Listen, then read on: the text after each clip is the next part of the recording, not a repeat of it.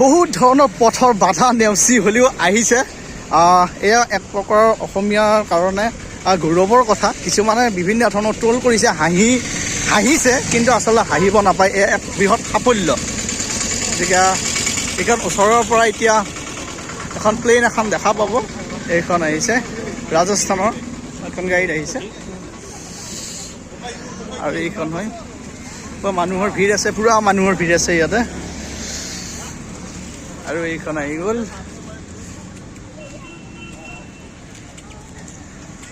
এইখন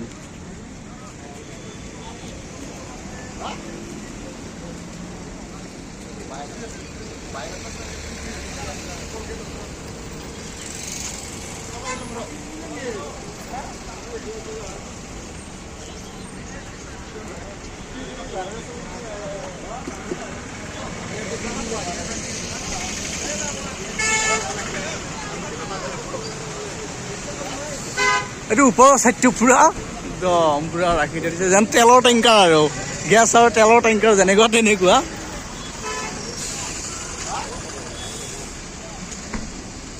আৰু এইটো চাইড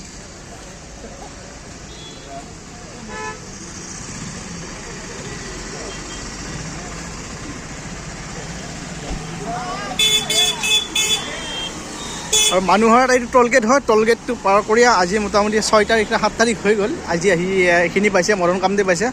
এতিয়া যিহেতু ৰাস্তাৰ খুব ভিৰ থাকিব, সেইকাৰণে এতিয়া ইয়াত বন্ধ ৰাখিছে। আকৌ ৰাতি 11টা-12টা বজাত যাব দিব, যেতিয়ালৈ ৰাস্তাৰ ভিৰ কমি যায়।